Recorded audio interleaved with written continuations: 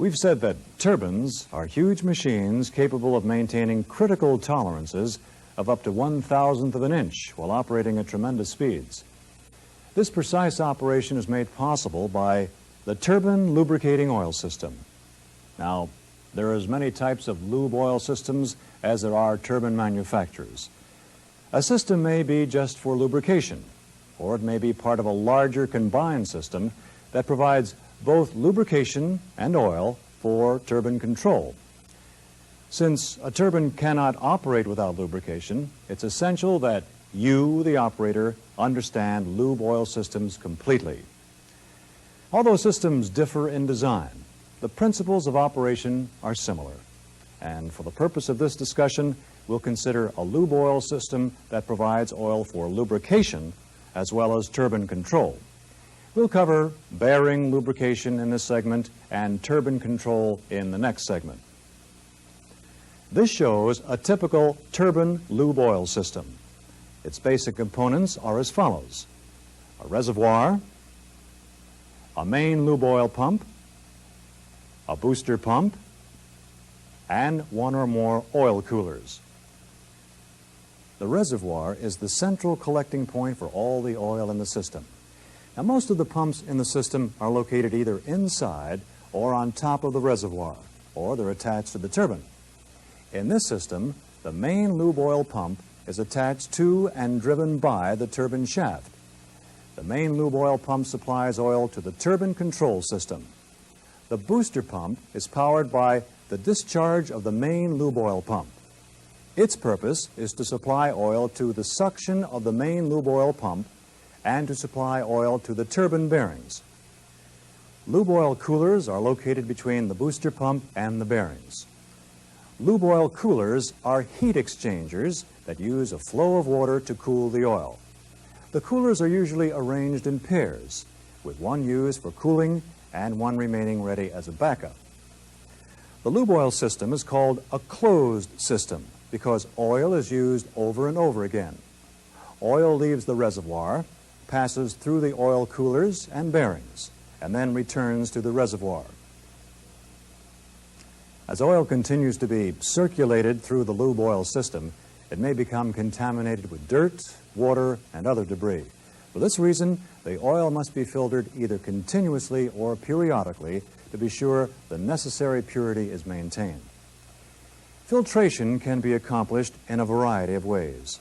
Oil can be directed through a series of bags, skimmers, and screens where impurities are removed, or it can be spun in a centrifuge so that impurities can be separated from the oil. Your unit may have just one or possibly both of these filtration systems. Well, so far we've looked at only some of the components of a typical turbine lube oil system. However, most systems usually have other pumps that we haven't mentioned. In addition to the main lube oil pump and the booster pump, a typical lube oil system has three other pumps: the AC auxiliary pump, the DC emergency pump, and an AC turning gear pump. The AC auxiliary pump is incorporated into the lubrication system to supply oil during startup and shutdown when turbine shaft speed is too slow for the main oil pump to be effective. The AC auxiliary pump can also be used during emergencies, such as a trip to supply oil to the turbine when the normal oil supply is interrupted. The DC emergency pump is a battery-operated pump, which is designed to supply oil when AC power is not available.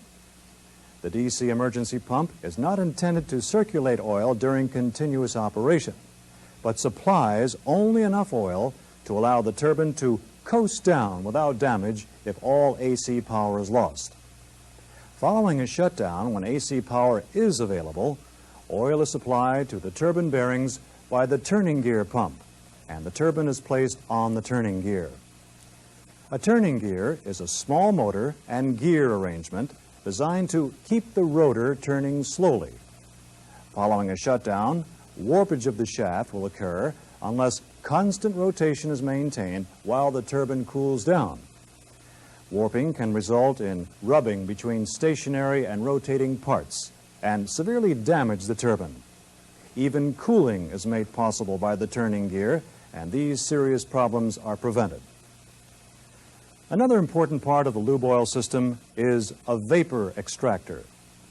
A vapor extractor is a small fan or blower connected to the top of the lube oil reservoir. Oil vapor and other combustible gases tend to accumulate in the reservoir and could cause an explosion if ignited. The vapor extractor draws these gases out of the reservoir and vents them into the atmosphere before they can cause serious problems. All right, you now know how a basic turbine lube oil system works. Let's turn our attention to some of the things you'll be doing with this system. One of your first responsibilities will be making sure that the controllers for the standby oil pumps are in the standby or automatic position. Now, failing to do this would prevent the pumps from automatically starting should they be needed. If the pumps fail to start, the bearings may not receive lubrication and damage can result. Another area that you'll be responsible for involves the checking of bearing oil temperature.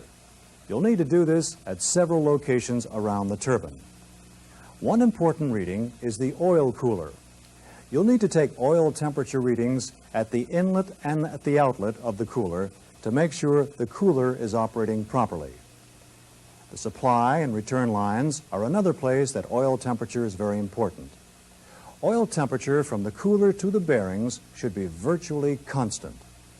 The temperature of return oil will vary depending on load, ambient temperature, and the specific bearing. Now, while some variation in oil temperature is normal, a rapid change can signal trouble. Let's look at a few examples. Now, let's say that the normal value for a particular bearing is 150 degrees Fahrenheit. Over a period of 5 or 6 hours, you've seen the bearing oil temperature rise to 175 degrees Fahrenheit. Let's say the maximum temperature limit for your unit is 180 degrees Fahrenheit. Now, even though 175 degrees Fahrenheit is below the limit, you should suspect that something is wrong. The increase in temperature has been too rapid and is well above the normal value. At this point, you should inform your supervisor and a check of the turbine should be made. Now, on the other hand, let's suppose that the normal value for a bearing is 160 degrees Fahrenheit, and over 5 or 6 hours of operation, it varies by a few degrees. You can be fairly certain that the bearing is operating normally. While the 160-degree temperature is a little high, the temperature trend indicates that this is characteristic of this bearing and should not be considered a problem. All right, a third area of responsibility is the periodic check of oil purity. Oil never wears out, but it may become contaminated or its additives may lose their effectiveness over a period of time. It may be your job to take periodic samples of oil from your units and submit them for analysis. Ask your instructor to explain how this is done and what an oil analysis can show. We've now covered a typical turbine lube oil system and some of the tasks that you will be asked to perform on the job.